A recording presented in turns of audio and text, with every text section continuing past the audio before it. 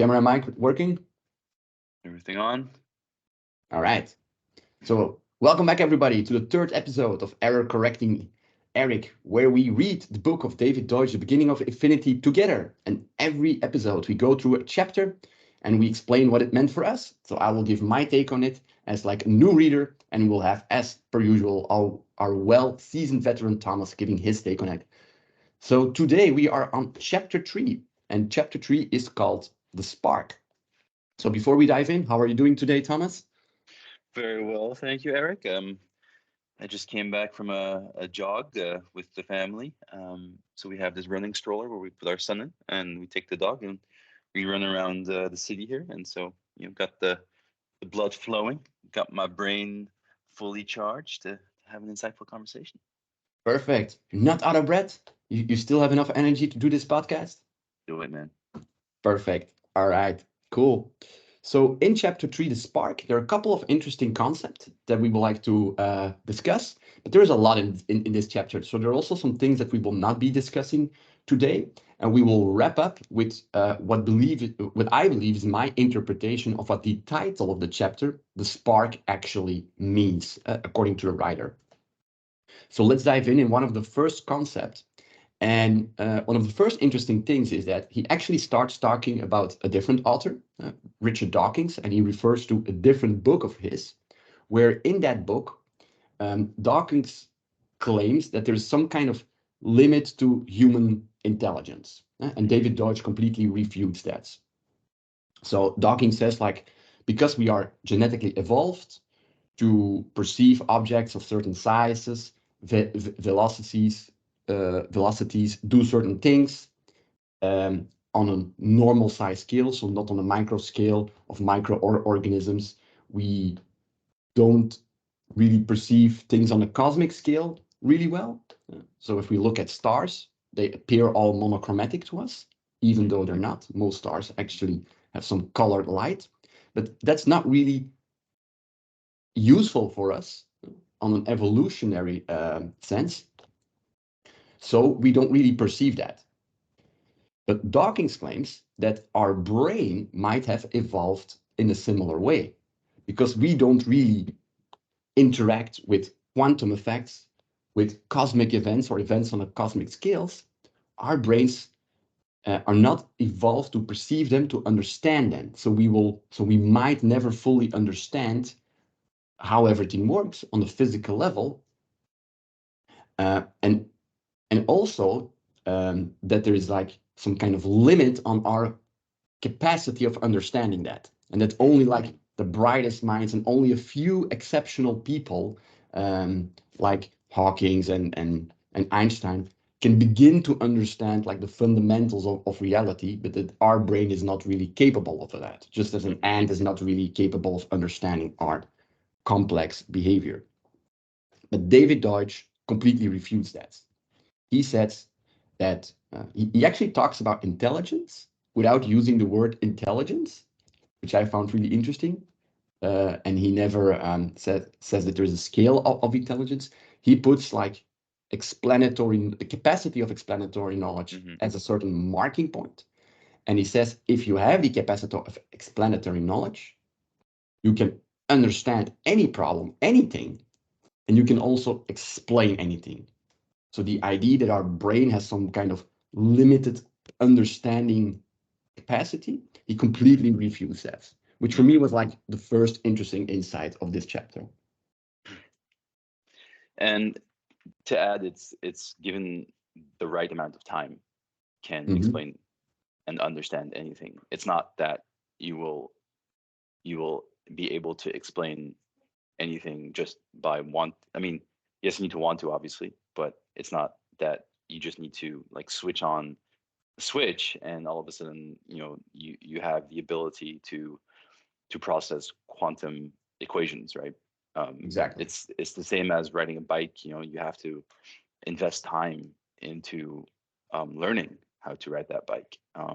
Similarly, you have to spend time into wanting to be able to do anything, which is a human, let's say, thought process even that goes into it. So the Neil deGrasse Tyson as well makes this point, like they call it I forget what they call it again, but they say, as you said, like intelligence is like a continuation. That like there's a spectrum of intelligence, and let's say on the left side, the lower intelligence forms we have, rocks, right?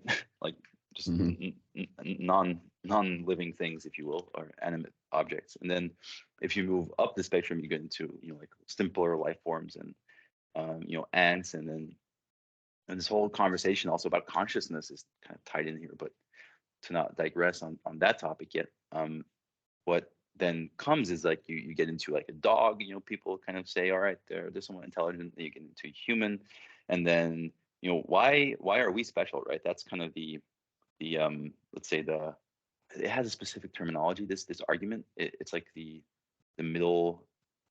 I don't know. I forget what the exact name is, but I think it's called parochialism.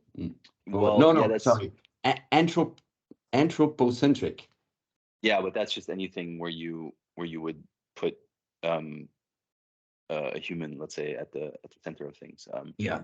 But so I forget what it was, but anyway, so it speaks about a continuum of intelligence where why are we the endpoint, right? Why maybe and so the argument goes, if an alien comes to planet Earth and sees our planet,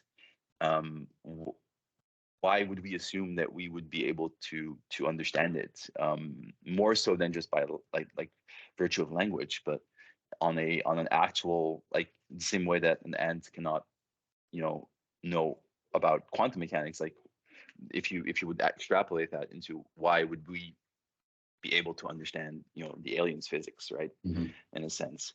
And I was also in a very long state of my life kind of under that assumption, because we've learned to, I think the let's say the theology of our parents and before kind of put humans in this really centered, almost egotistical vision, and then science came and kind of like, what was it again, Nietzsche, who said, we God is dead and we killed him. And what a lot of people don't know is that the part afterwards actually reads something, I'm paraphrasing, something in the line of, and we have nothing to replace him with. Yeah. And people forget the full sentence there, because it means that there's no, we need a spirituality and epistemology as well to replace it with. Anyway, this scientism that came afterwards, after theology, was a necessary, I think, error correcting of what the theology is literally meant.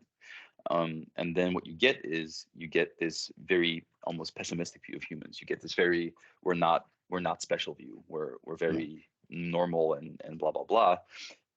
Yet that doesn't really jive with reality. If you look at the rest of all other organisms, I don't see except for the dogs that we send to space, I don't see them building their own rockets, right, and going out there. So, and then often the refutation comes in, yeah, but it's what we know about.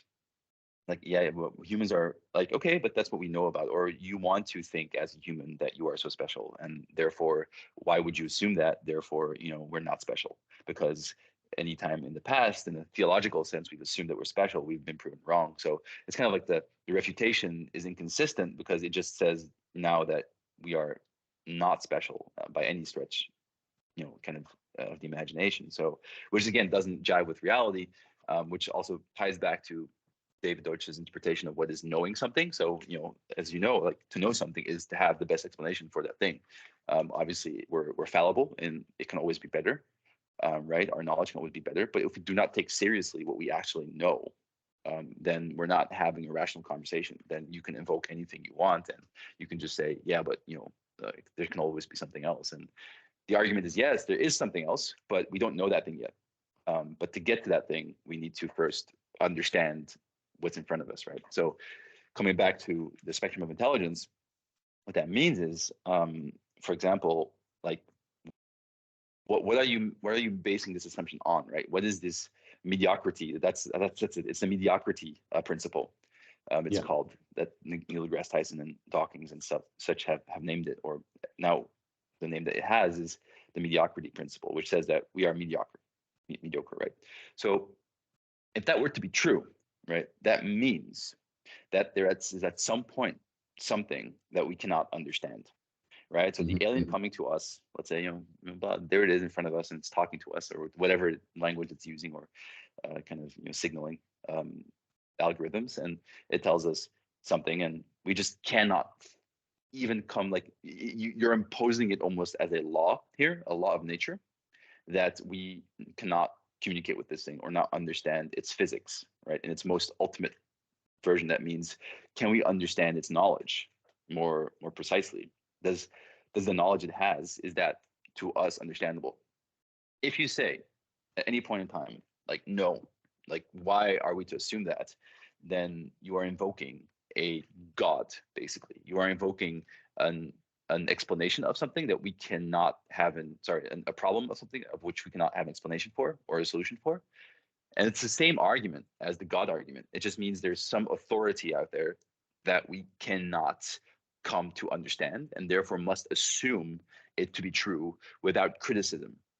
So once you put once you protect knowledge with an authoritative shield, and you let it be uncriticizable, you take progress away, because you cannot make progress if you cannot criticize something, because the criticism is what enhances or puts the knowledge in an ability to be error corrected down the line. So it's the same argument, and you'll see this throughout history. Like, there was angels popping up in people's dreams or whatever, and now you have aliens popping up all over the place. So it says more about something about the culture than it does about the actual arguments that within that. So again, putting the alien example on some intelligence spectrum. And then the second part to that is, all right, so maybe they have plugged themselves into the internet, right, or whatever that version is of them, and maybe they have been able to kind of process things at 500 times the speeds that our brain can.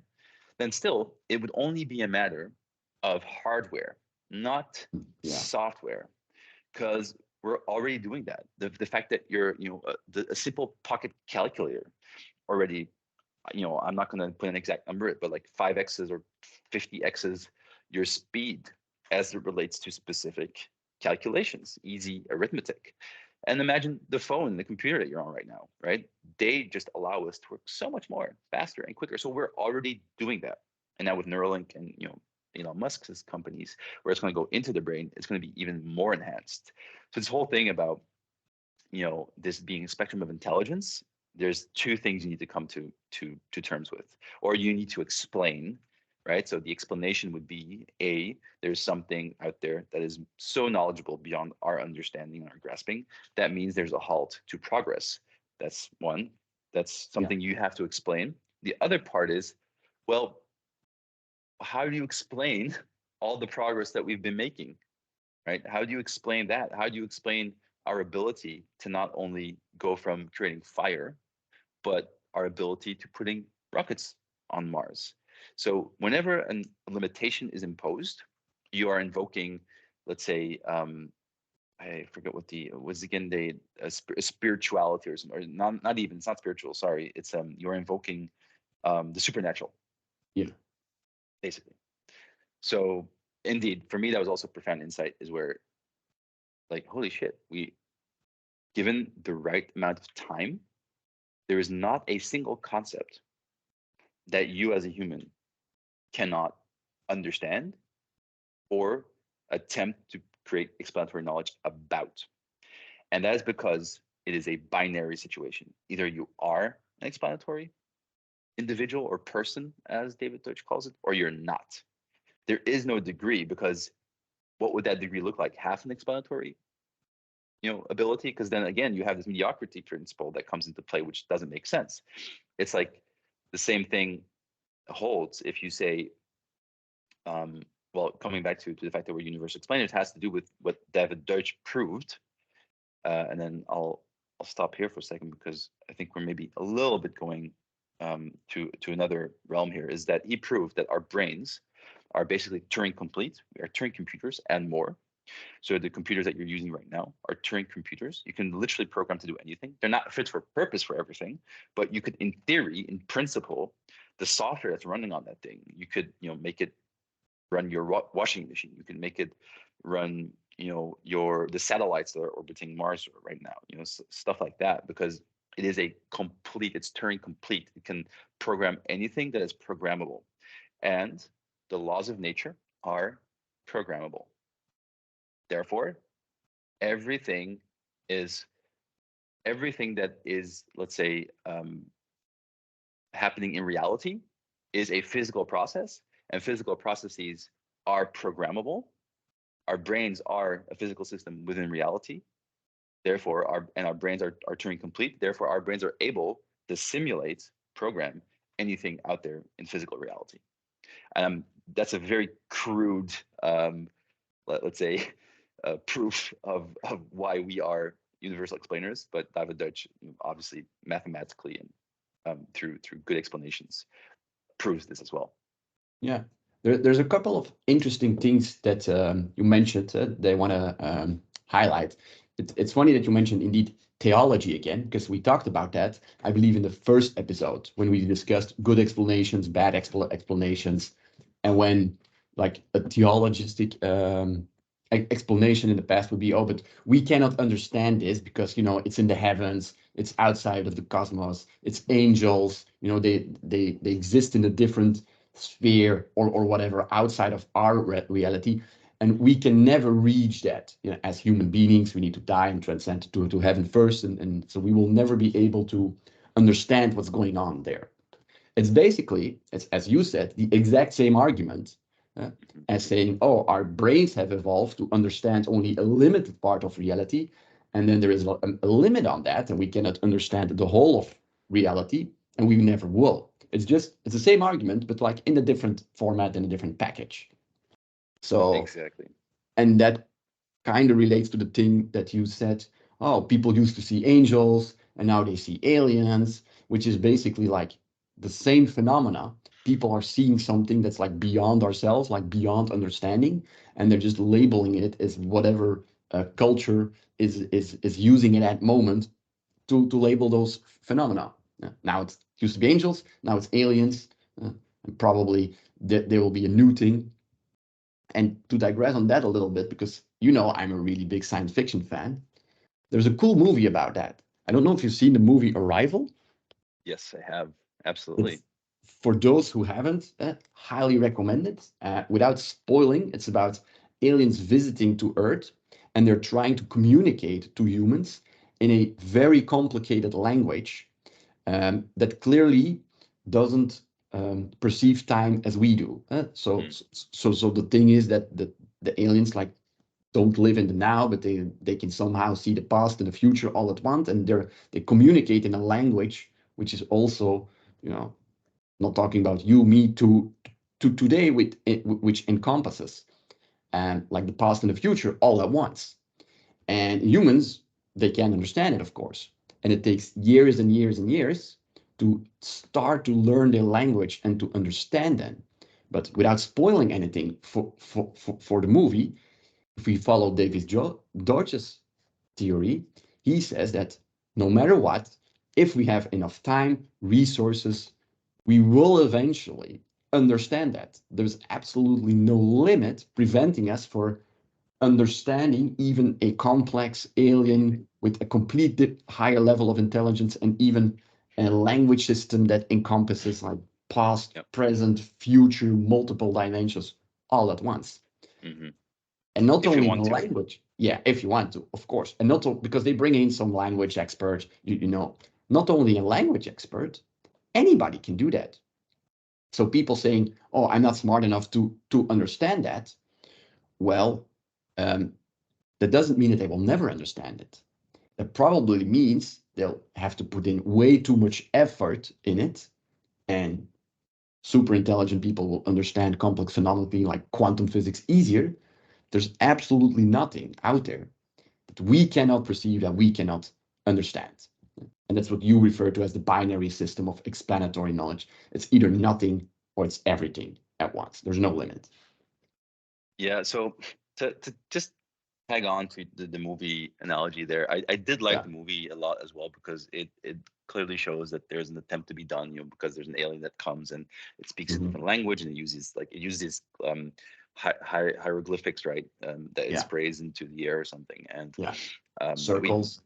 circles, yeah, and the people or the scientists, they do start to try and communicate with it, and they try to kind of decode it, right, and basically Yeah. translate it into English. So I like all that part, but what the end of it represents, and sorry for whoever's watching, I am going to spoil it, because we need to Okay. spoil it to Go talk ahead. about it seriously, because um what you're referring to in the movie, or what they're referring to in the movie, is called like linguistic determinism or something. It means like there is a vehicle of language that governs everything. And a lot of people that go into linguistics, they start to come out of this, they think, oh, the brain is just a structure that is, we're just language. Whatever you say can govern your thoughts, and vice versa. This is, it's something I took seriously for a while as well when I was learning about these things. Is that different languages have different ways of talking about things, and therefore it alters your perceptions of reality, in a sense, which is true, but it doesn't hit the point, because the physical reality is still out there. Even if you're approaching it from a different language model, you're still attempting to solve the same problem, be it, you know, um, hunting, be it, fishing, right? I mean, it doesn't matter that you don't view water as the way that we view water, as long as you can solve the problem that water, represents for that human in that specific time. So I liked everything about the movie, but now coming back after, becoming a critical rationalist, Hmm. when I look back at the movie, is like it again is it cuts with a reality, and it's bad science fiction, because it assumes that once that person was able to learn the language of the aliens, it itself could like go beyond time, and it could Yeah. be past, present, future, kind of, and it could like it could bring up mental images of past, present, and the future, in a sense, which again, as far as we know, is not possible. You can have memories about something, right? So the better explanation there is that there's memories that were created somehow, but not that you're actually, I mean, maybe you could argue that you get some access to the multiverse or something, but then you would need to explain a lot more than just, oh, learning a new language, and then boom, all of a sudden you've got that ability. Um, that to me isn't real anymore, Yeah. because I mean, I get it's a movie and it's Hollywood and they always have to do Yeah. these things. So, Yeah. but coming back, I did want to make that point that you're still trying to solve a problem, whatever the languages that you're using. They're like silly examples. If you would say in Spanish, for example, like, "Oh, I broke my arm," it's like they would look at you very like as a crazy person, because to them it means you literally went out of your way to break your arm. Ah, It yeah. Interesting. Yeah, Yeah. it doesn't mean you broke it in an accident or something, right? It's like Yeah. I understand. you Yeah. actively went out and broke it. So there's these little nuances that literally translated have some kind of weird connotation to that, but that doesn't mean that we cannot get to an understanding of what that actually meant. Like they will look weird to you, and you will look back and say, oh yeah, skiing or something, right? So Yeah. it doesn't mean you all of a sudden get access to all of the the Spanish uh, Of heritage, course. in a Yeah. sense. Right? Yeah. So anyway, that's a point I wanted to make there, Yeah, as well. that's an interesting point. To wrap up the movie part, since we spoiled it anyway. So for those who didn't see it and don't want to see it, um, once the main character understands the language, which transcends time, she suddenly transcends time as well, and she can Yeah, see future, and she can see the past and things that happen, all at once, because she understands the language model that allows us to. Which is, of course, that's of course a science fiction thing, but there is well, a it's theory. it's It's it's even based on bad science fiction. what? Right? It's even bad science fiction. It's not Yeah. even like, what, that's what David Deutsch also speaks about in the books. Is he says he sometimes he cringes when I don't know if he says this in the book, but I can imagine he cringes when he sees some science fiction that is just, you can write good science fiction or good fiction that is consistent. Mm. And that's the problem that a lot of science fiction gets wrong, is they're not internally consistent. You can simulate your own world, like that's fine. That's what we do all the time in computers. We simulate you know something that is not reality, because if you would simulate reality, you would have reality again, right? So within that, you can simulate your own world. It just needs to be internally consistent, Yeah, because reality is consistent. And that has to do with stuff like the law, or was it like the excluded middle? Something cannot be the thing and not be the thing at the same time.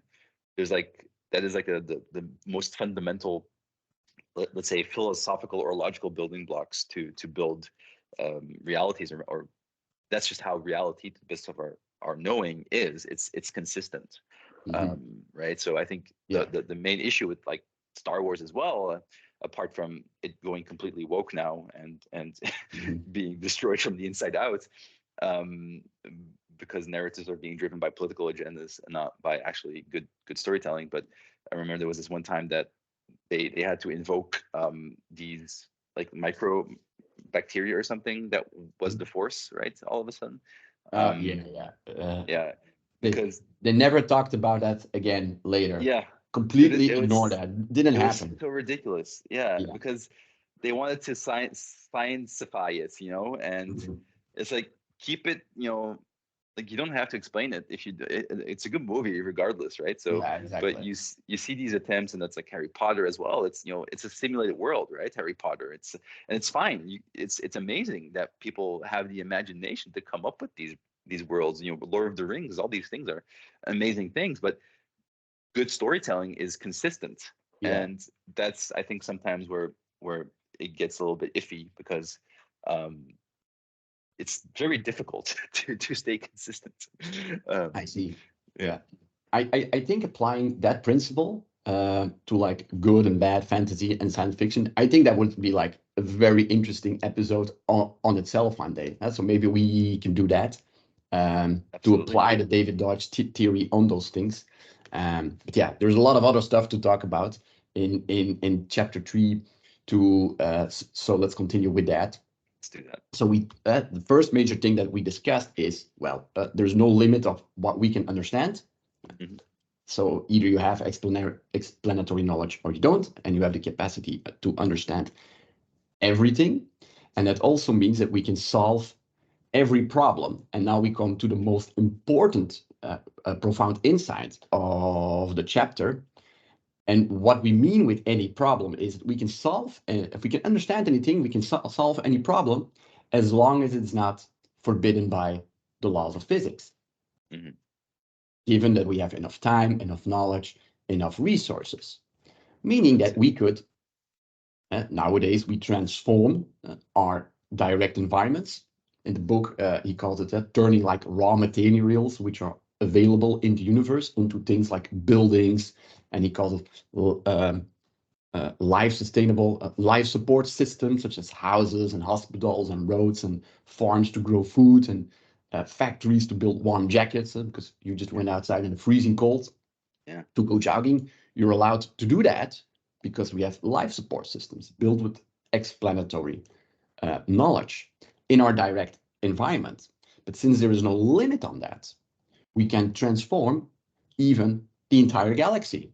We can colonize every planet, consume every bit of material of every meteor, planet, asteroid, and even star to build anything. So explanatory knowledge has a capacity. We also briefly discussed that in the first chapters to allow us to transform anything, to solve any problem, as long as it's not forbidden, of course, by the laws of physics. Exactly. Exactly. So, um couple of things to add is, Yeah. a resource is only a resource if you have the knowledge to do something with it. um Fossil residue, or what now oil is for us, in the crude oils, let's say, that power our economies, is only a resource because we've created knowledge around, you know a transformation process to get that from crude oil into energy that lights our buildings, and all that stuff. So people always like to say, whenever, and it's the Malthusian argument. It's, and I don't know if we've talked about this, but like Malthus predicted, um, by the year such and such, that we would not have color TVs anymore because the materials needed to create color TVs would be like in the RGB component of light, you would have to, like, apparently green, or was it blue? No, blue is very difficult to have. Like, also in nature, you don't see blue often except for the sky and the water. So blue is very rare and very difficult to make, like from an engineering perspective, right? So he extrapolated, which all prophecies do. They extrapolate based on current knowledge. And he said, look, the world only has X amount of, and I forget what the exact raw material was, and therefore color TVs will end, and we'll be back watching black and white televisions after that. Yeah. Oh, funny. It's Malthus. He was an economist, Malthus, and he predicted this by year such and such we would not have any color TVs anymore.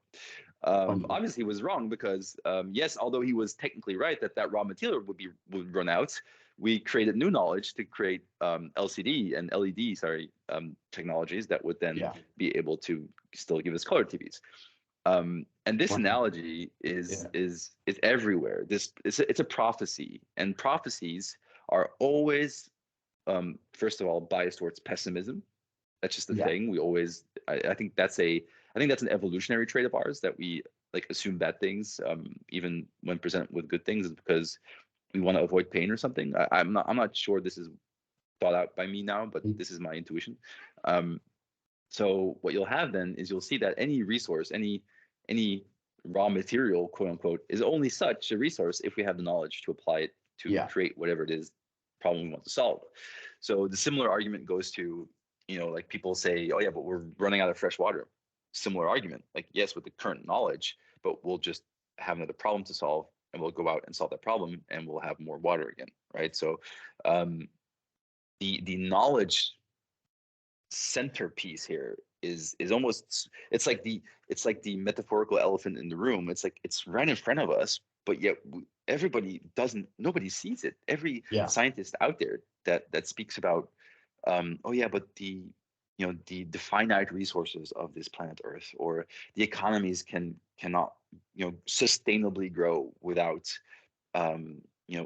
without, like, it's always like austerity principles that come into play, right? Oh, we have to change our habits, we have to do this and this and that to make sure that we don't finish the Earth's finite resources. But it was only a resource because we had the knowledge to do something with it, and knowledge, as we know, is can be a growing thing. It can improve, increase, it can error correct, and we can solve problems applying our knowledge to the thing. So given the right time, given the right problem fit situation, and a society in which criticism is welcomed and is discussed, in a positive sense, constructively, we can come to better solutions. To then, basically, like you say, we can then colonize the galaxy. We can literally, there's no law of physics stopping us from going to the outskirts. And David Deutsch has a TED talk about this, a very good one of his, I think it was like one of his millions of views, where he makes the rooms all dark, and he says, "This is what space looks like, guys." Empty. It's empty, but still in this emptiness, there's so much hydrogen that if you would take a square mile, square cube mile or whatever of that, you would have enough hydrogen to power basically, like a spaceship that could house the amount of people that we have currently on the planet. So the resources are there. They are quasi-infinite in the universe, let's say. But knowledge is even more profoundly so. We can use knowledge to transform those resources. It's all about, do we want to solve that problem? And then do we apply ourselves, obviously, to that as well? Yeah, I think there are two important things there. The first one is, indeed, a lot of people have the mindset of like the finite resource problem. Oh, we're gonna run out of oil, fossil fuels soon, and then like our global economy will have a problem because everything is run on oil. It's like, no, probably not. By the time we actually run out of oil, and I think a lot of these reports are like exaggerated. If we believe them, we should have run out of oil like I think years ago. So what about electric cars or electric transportation and synthetic oils? And by the time we actually do run out of oil, or it is no longer economically viable to get it out of the ground, we will most likely have a different solution to the same problem. But that's something that, I don't think a lot of people have that mindset. And what you said also reminded me, even as a kid, we were taught about, I think it's called, I looked it up, it's called like Earth Overshoot Day. Mm. It's like a calculated day where like all the resources of the world, I don't know exactly how to calculate, it's like energy based or carbon based or food based, where we use up all the resources that the earth can produce in a year. And it's always a message to, oh, we need to consume less and, be more sustainable and so on and so on. So, Yeah, it's yet again, again a not an expert prophecy. in that. Yeah, exactly. Which is like a scientific prophecy. And every year that day gets closer to, Yeah, comes earlier and earlier. So, and it never gets here, right? That's the point. yeah, Like exactly. whatever that date is that all of these Yeah. scientists, scientific prophecies have had, they've never. Oh, balloons Hmm. came up. They Oh, they never they never they never came true. It yeah, never, like ever. It doesn't happen because it only assumes that knowledge is static. These exactly. models never assume a dynamic model of knowledge where knowledge is created Yeah. to solve problems. So also the whole, maybe we're, and I won't digress about this too much because I'm sure we'll talk about this in future episodes, is where Mhm. we talk about the climate change Yeah. this debate, which is completely irrational, the way that it's been discussed in public spheres. The Greta Thunbergs of the world that have literally never, I think, read a science book that would actually make them informed, because it's understandable that these people are scared based on the information they've been given. But Mm. look, if the earth was really coming to an end, I don't think we would still be building buildings in places Yeah. where we know, that stuff like that. So there's low hanging fruits of things we should do, like getting people out of certain areas of the world where we know that once the sea level rises, that they will be impacted in the short term. We should be investing all of our resources in taking those people away from there, and not making us use wooden straws instead of plastic straws, for Yeah. example, that has literally only the point of pissing people off and doesn't actually contribute to any wider goal that is supposedly climate change. Yeah. That, by Exactly. the way, is such a misunderstood thing in Mm. the public sphere. It is widely misunderstood, and Brett Hall has a very good article about this. He says, like, why sustainability is unsustainable. Yeah. Um, it's a Interesting. very good article, and it really speaks you through kind of why this whole concept of sustainability is just flawed to begin with, and what we should do instead.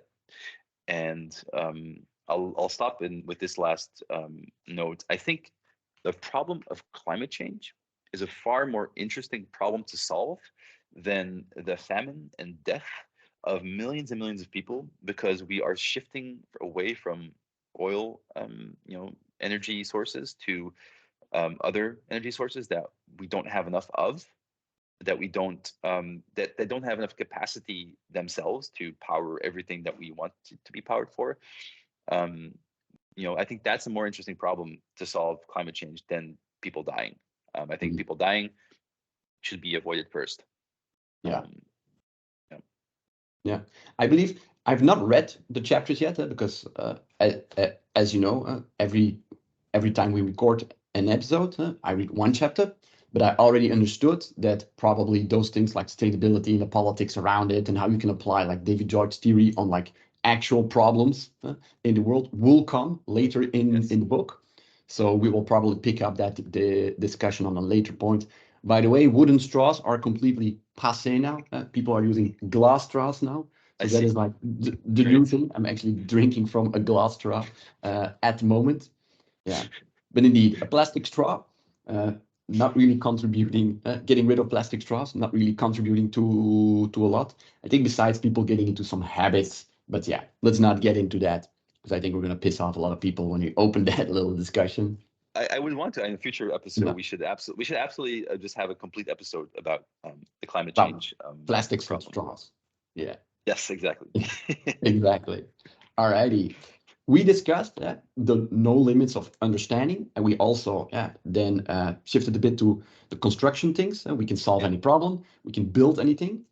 So we get into some definitions of David Deutsch. He calls us universal explainers. We can Yes. explain anything, we can understand anything, we can solve anything.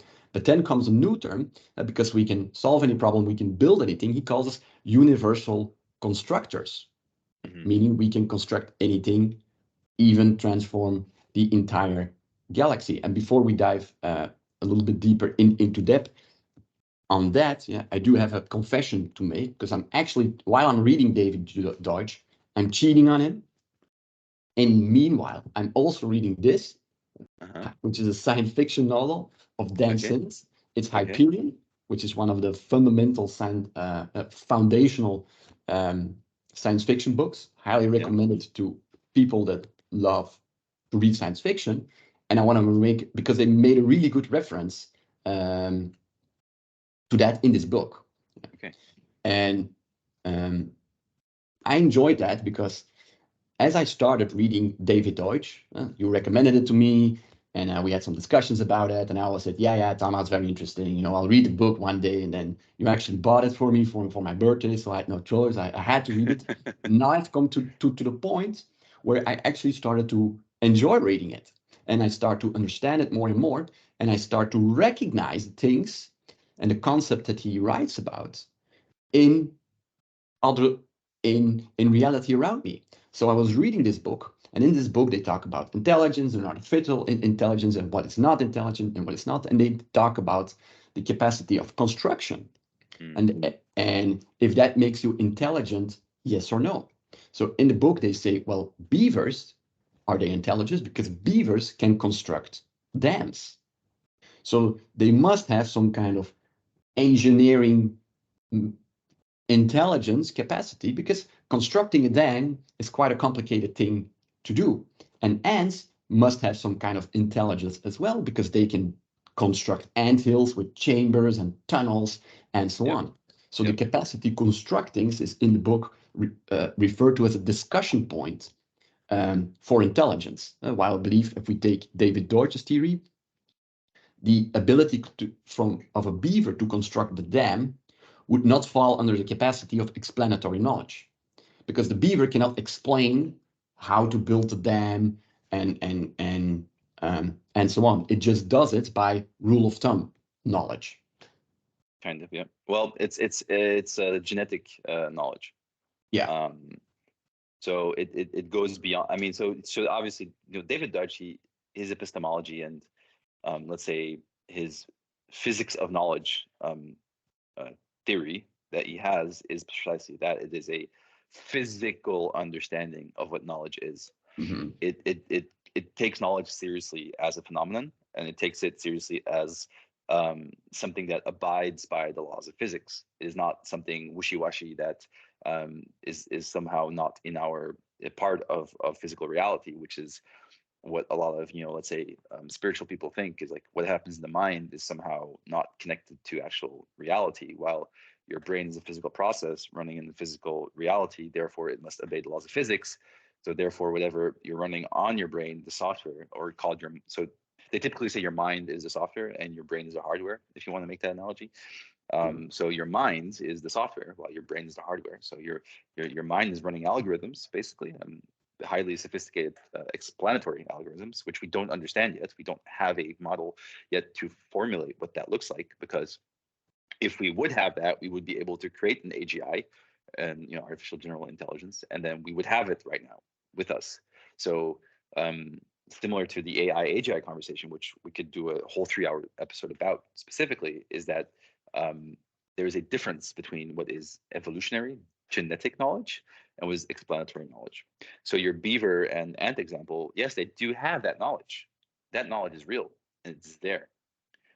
What limits them is their ability to, first of all, I guess explaining it to other beavers. They are able to do that. I mean, partly so. I think it's again genetically, but then also behaviorally, Mm-hmm.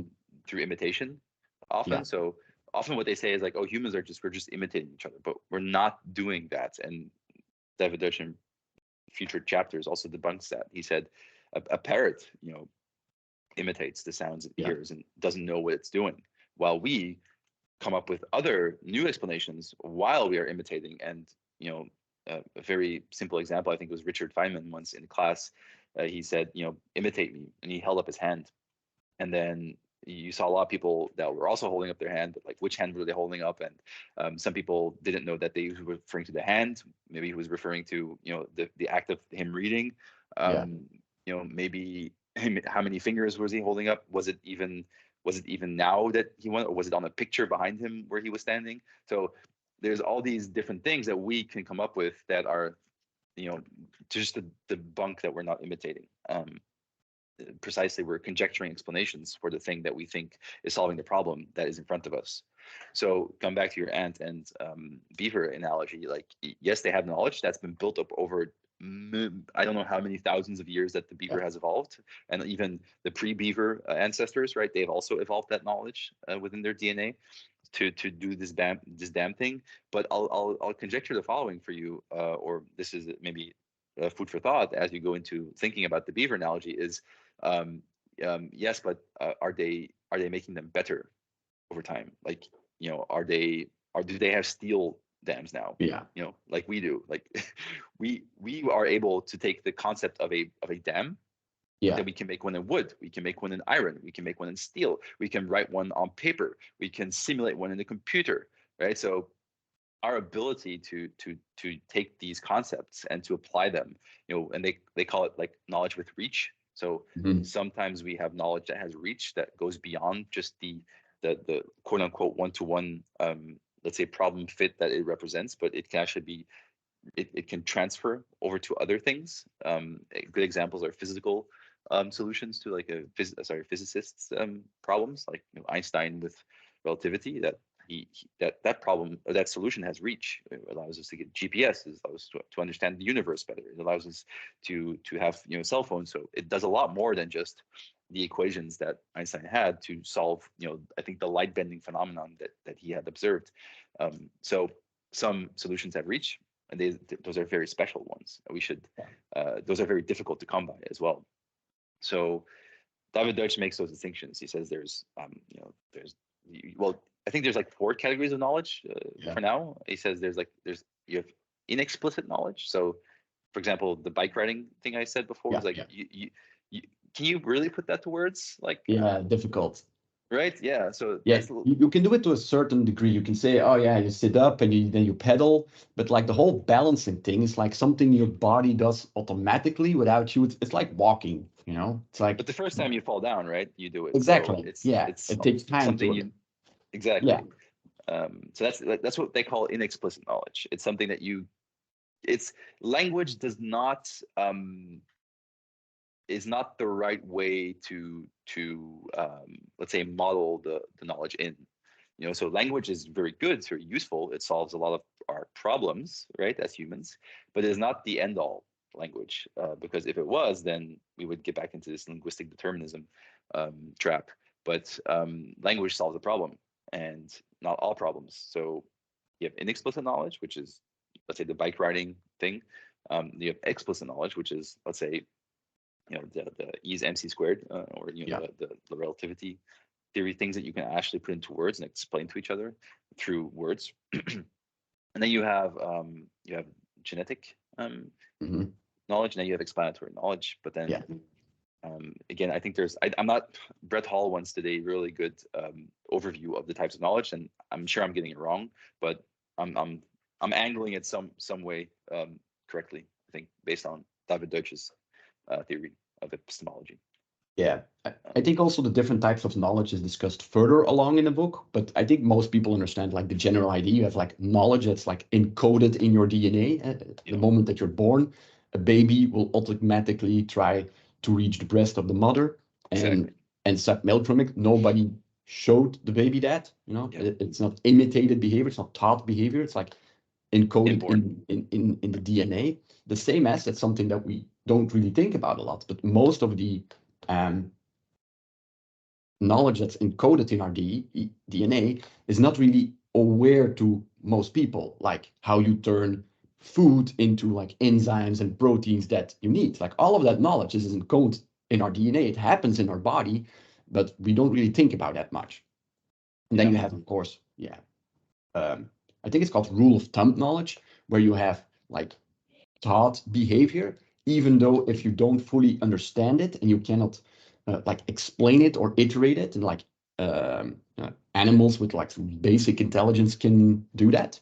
You know, a duck can solve a puzzle and then show another duck how to do it, and the duck will imitate it, and then will also get the treat, will get the food.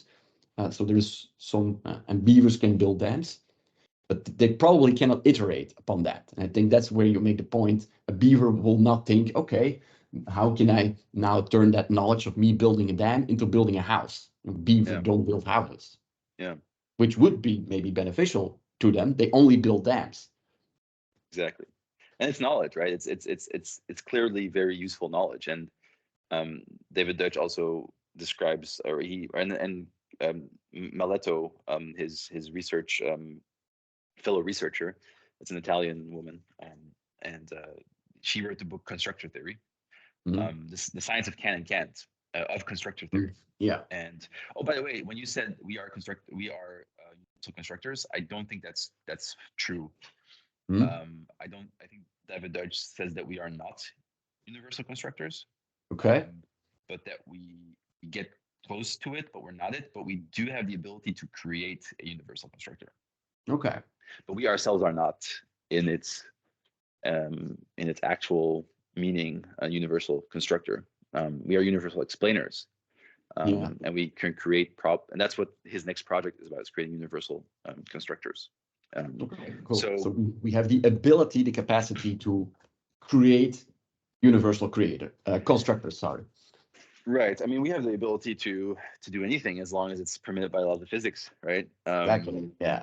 To tie back to what you said, which is one of my favorite quotes, what really opened up my own limitations personally. Like often people ask, yeah, all this is good and well, guys, but maybe you're just two guys who love, just talking endlessly about things. And I think actually, no, this is for me a very profound personal philosophical insight, is that I also was, again, like those rules of thumb, right? They go both ways. They go, and that's what I want to say, is that the definition of knowledge is that it is information that is has causal effects. So that's kind of how knowledge is defined, as information with causal effects over space and time. And then it has the ability to be, so once it's instantiated in a physical system, like our brain has the mind, but also like our DNA has knowledge inside. So once knowledge is instantiated in a physical system, it wants to remain there, and it wants to remain so. That is the criteria, let's say, of knowledge. And that is what, when I said rules of thumb can go both ways, like it's like religion, right? It has a very authoritarian aspect to it, which you cannot question certain things. Yet it's been very useful for societies for stability, right? And to not, to have certain moral codes. There's definitely wisdom in theology, a lot of wisdom, which I think the scientists and the atheists of our day, they are too dismissive about. They dismiss religion as just a stupid gibberish that could never actually have been real in the first place. Therefore, the whole thing is somewhat non-informative. Well, I think there's a lot of wisdom and morality inside theology that now has been forgotten by the atheists of the world, and they've dismissed it because they think it's silly. So again, knowledge wants to be instantiated, it wants to keep itself there. So theology had very useful things. It has morality. It has certain aspects of social cohesion and structures, and it does make you, especially Jewish religions, they're very open to criticism. And they always say the best thing about Jew is they make fun of themselves, and that to me is a testament to the success of the not only the Jewish people, but I think the religion plays a role there, because it opens up open societies. It allows criticism, and if you allow criticism, you allow progress, and you allow the flourishing of societies. To me, Israel is a testament of that. I think. But so if you tie that back to the rules of thumb, if you look at it saying, okay, there are certain rules of information and knowledge that want to pass through our minds, right? Because it's like genes go through species. Memes, right? Ideas, memes, they go through minds. Yeah. And religion is a meme, right? It's a very complex meme, and you can put memes into sub memes and all that stuff. There's a whole science that David Deutsch has, I think, been able to start with a right meme science. So if you look at it that way, yes, the rule of thumb could perpetuate something useful, but it also could hide in something unuseful, right? And that is what often happens when it relates to certain ideas or memes, is that it actually it is able to deactivate the critical thinking part of your brain. Like, for example, oh yeah, but there's God, and he says ABC, and you have to take my word for it. How many people just came to understand that to be factually true, and didn't even contest to it? Because there, within this meme of religion, there is other wisdom and information that comes with it that says don't question it. So it packs in this let's call it this mind virus, if you want to call it that, right? It packs in this component that deactivates your ability to criticize itself, right? And that is a genius thing to do as a meme, is to make the host not criticize the beliefs it holds. Yeah. In a sense, right? So it can perpetuate itself through the ages. Exactly. Yeah. Yeah. Interesting. So that's also how, and you'll get into future chapters about this, but then tying it back to the rules of thumb, is that it doesn't need to be good for the host, right? Similar to DNA, like people think that DNA does something good for the body of the organism, but it not necessarily does so. And there's hundreds and thousands of examples. Think of the peacock with its beautiful, big feathers. It has no survival ability whatsoever. It actually it allows it to be killed quicker, because the tail is so big, any predator would be able to catch it. First of all, it's so visible, and it's so big and not practical for any physical purposes. It's purely done for like the beauty standards of the peacock thing, right? So that gene that was able to code for this big beautiful tail was stronger than the survival gene of the organism to want to outflee the prey, the hunter, in that situation, right? So it doesn't need to be good for the host, and ideas are the same.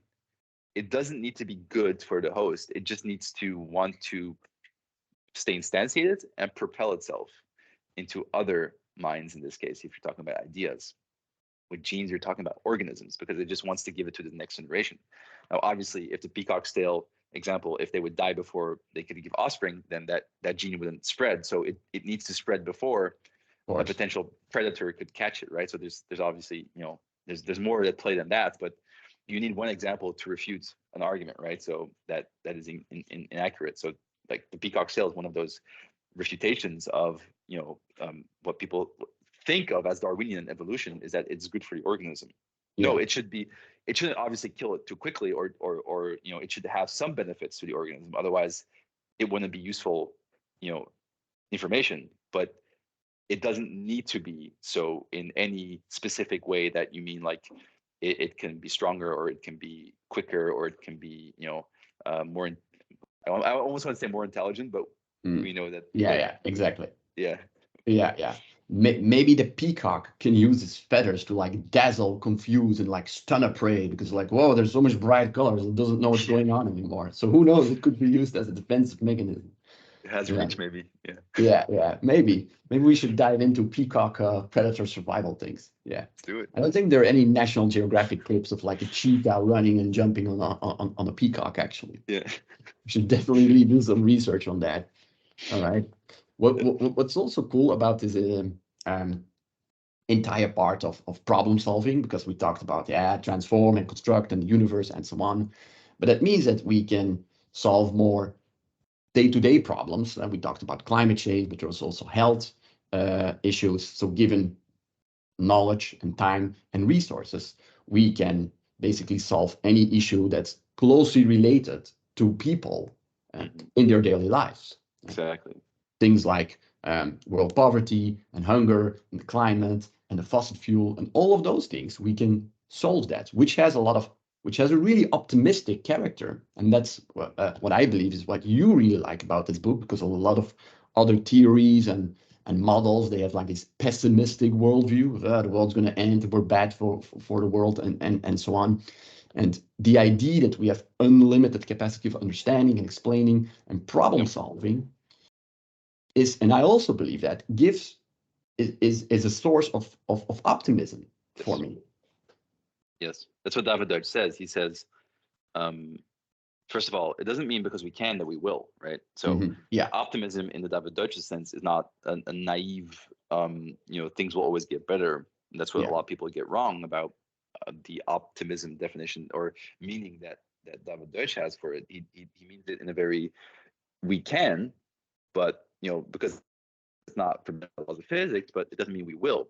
And good examples, and that's also, thank you for bringing me back that, because my personal let's say enlightenment, my own conscious enlightenment came through that understanding, is that, well, I don't have to limit myself because of whatever beliefs or limitations I had in my mind about who I was as a human being, who I was in this society.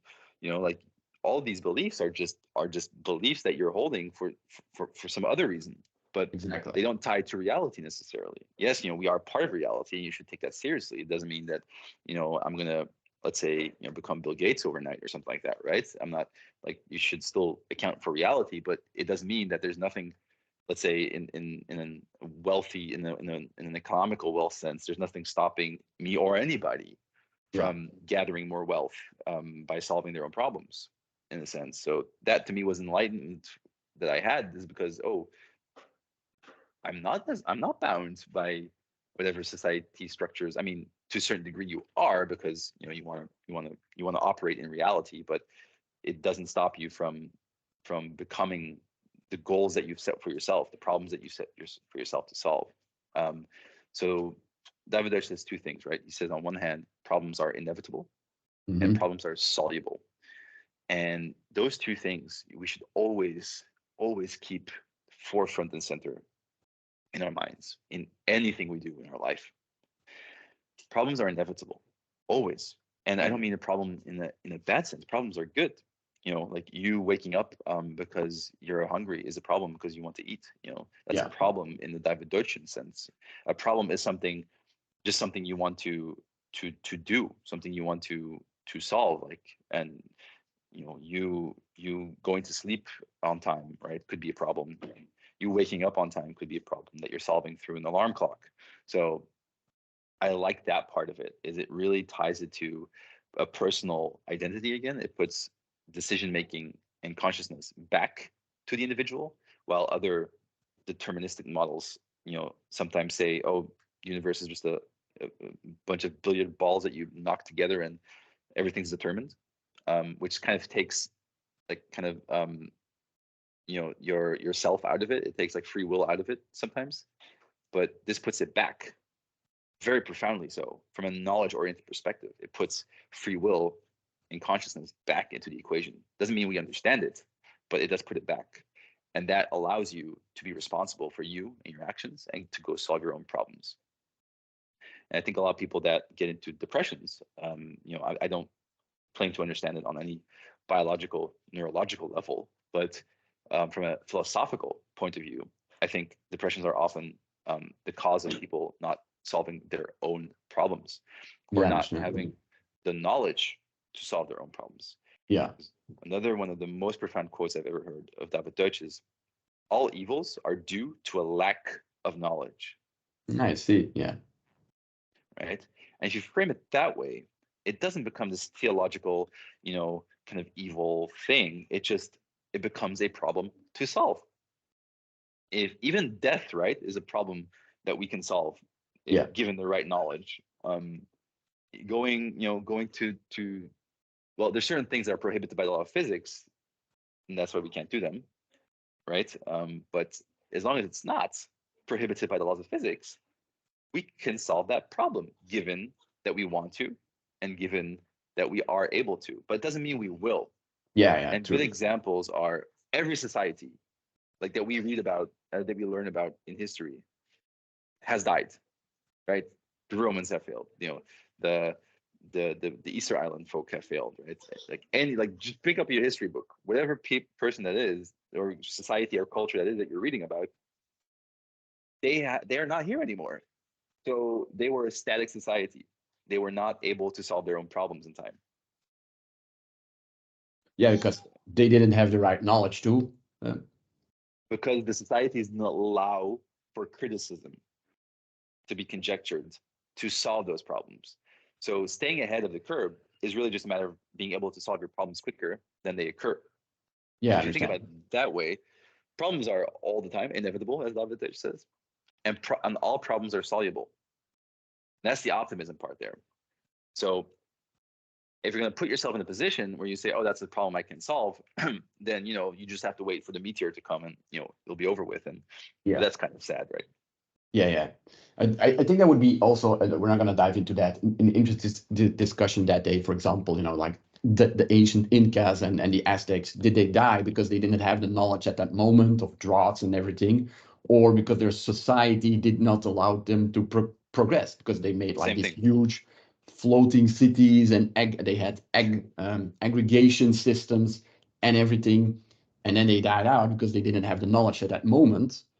But yeah, Same thing. maybe they were unlucky. I don't know. It's the same thing. You They see? didn't have, if they would have modern knowledge, they would be able Yeah, to solve it. It's always a lack of knowledge. yeah, Either and lack of knowledge is perpetuated by authoritarian society. So exactly. Yeah, every society that bumps into, oh, don't ask those questions, don't have those discussions, you stop the growth of knowledge, because you shield knowledge from criticism. And if you shield it from criticism, it cannot correct itself. It cannot become better, in a yeah, sense. exactly. So every society, and you can call it cultural knowledge, you can call it societal knowledge, you can call it, physics, you can call it, engineering, whatever you want to call it. That society that perished wasn't able to solve the problem of whatever the reason was, is why they perished. Yeah, They didn't have the right knowledge. yeah, yeah, exactly. I understand. I think a lot of interesting topics to have like separate spin-off episodes about, to have dive deeps, to have deep dive. Sorry, yeah. But for now, we discussed about the most important things that we wanted to discuss in chapter 3. Yeah. I would like to close off with his definition of a person. Yeah. It's an entity that has a capacity of explanatory knowledge. Yeah. And basically, in that chapter, it also talks about intelligence without using the words intelligence, because we've done like the spectrum of intelligence first. We've discussed it's a binary system. It's a 0 or 1. You either have it or you don't. Yeah. And if you have explanatory knowledge, you can understand anything. Regular people can understand quantum mechanics if they put in a lot of time and effort, probably more than a PhD in astrophysics would, but it's not impossible. It's not prohibited by the laws of physics. And this is something that we discussed, I think, before in a bar. Since it's a binary thing, 0 or 1, at some point there had to be like the first person. And I don't mean like the first human, like an alien entity somewhere in the universe could also have the capacity of explanatory knowledge. So, and that's what I want to wrap up about this. And that I believe is like the title of the chapter, The Spark. And I interpret it as the spark is like the first person to emerge in the universe. So you had the Big Bang, you had and then all the raw materials were created. You had the stars and the planets and the galaxies, and then you have explanatory knowledge to transform those raw materials into something else, like life support systems, and so on. And at some point, you had the first person, the first entity with enough intelligence to create explanatory knowledge. And from that moment on, there's an infinite capacity to solve problems and to transform the entire universe. And that is like, could be seen as like a second mark in time from the Big Bang to now, the first person, the first entity of explanatory knowledge. And for me, that is the spark, and that is the title of the chapter, which is also a really cool, profound insight I found. I couldn't agree more with you. I think it must have been such a crazy thing for that first person Yeah. And it probably wasn't a Homo sapien. It was probably one of the other humanoids of our ancestry that was around.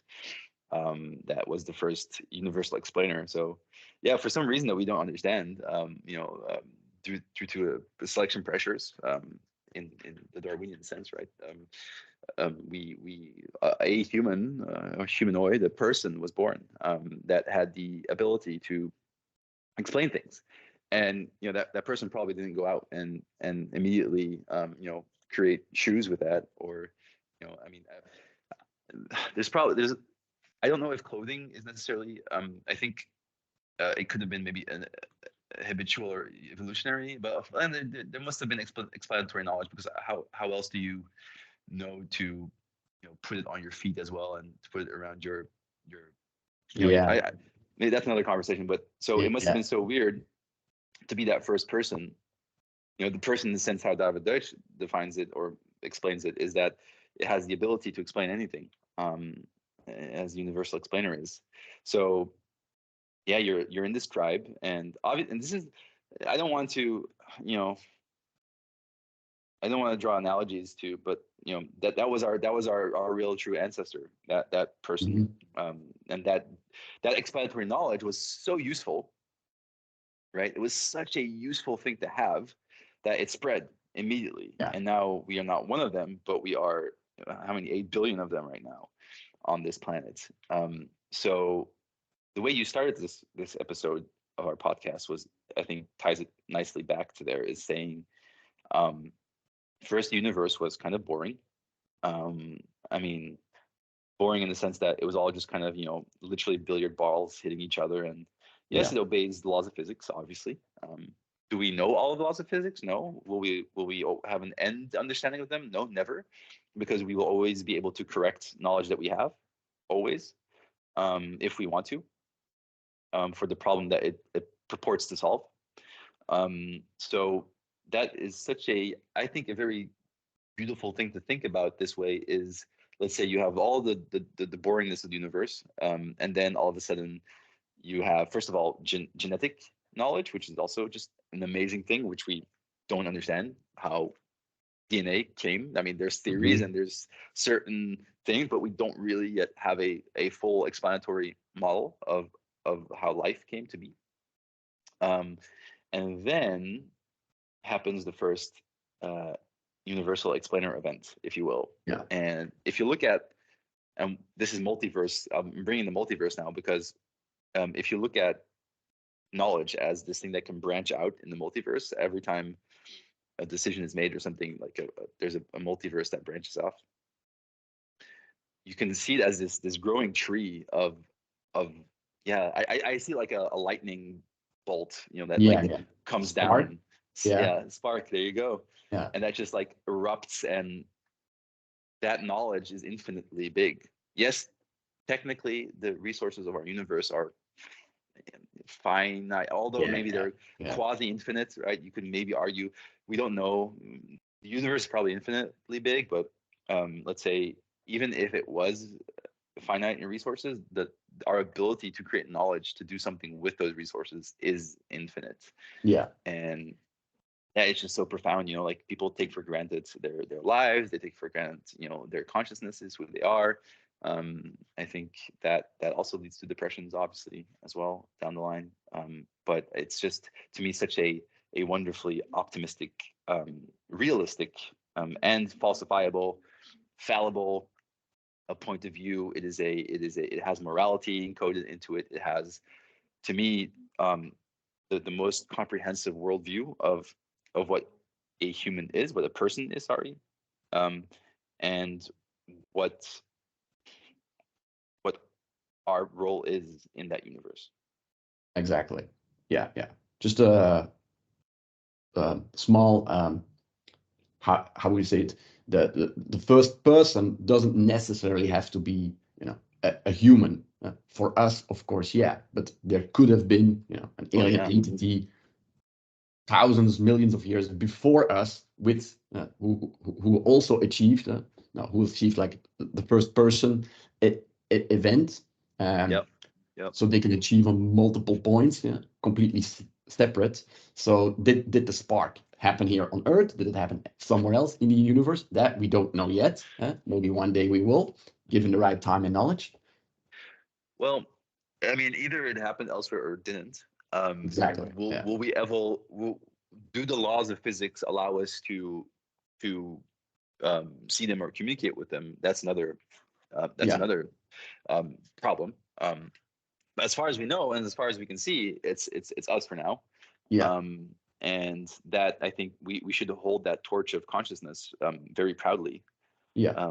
high, and we should be a part of making our species multiplanetary as well, because the asteroid is coming at some point, right? I mean, we've been very lucky so far Yeah. that we haven't been hit by more asteroids since the dinosaurs, and they got wiped out by that, right? So who's to say that we have the right amount of knowledge to survive that event right now? So I Exactly. say let's not waste our time, guys. We wasted our time 1,000 years in the Dark Yeah. Ages, doing basically nothing about from killing each other. And a lot of people that study the Dark Ages, they will probably now come up in their chairs and say, "Whoa, there's so much stuff that happens." I was like, "Yeah, right. Little things here and there, but overall, come on, guys. They're called the Dark Ages, and for a reason. yeah, and show me the satellites that they were orbiting around the planet back then. So the person inside, as you said, it doesn't need to be a human. It doesn't need to be biological. It can be. I think that's what we're creating or trying to create is an AGI, Yeah. but we don't have the proper philosophical framework yet to create it. So philosophy always comes first, and then comes implementation of that philosophy that creates the technology that we use. Similar to Einstein had to first understand space and time before we could have satellites, right? And it doesn't mean that we know the implications of the philosophy that will then drive the technology. But tying it back to what you meant is that it can be a silicon, entity that is conscious, and Mhm. it would be so cool to have that, like amongst us, that first person. Yeah. And David Deutsch has a lot of advice there as to what we should do with it. He says we should include it into our society. It should be a part of our culture, because it will Yeah. have culture, or it will want to have culture. It will, so a lot of people jump to let's put some algorithms in there that actually enslave it, but that's slavery. Literally, you're enslaving a conscious being, and we know that's immoral to do, is to enslave people. So again, it's all there in that book that you're reading right now, and that we are delightfully going through.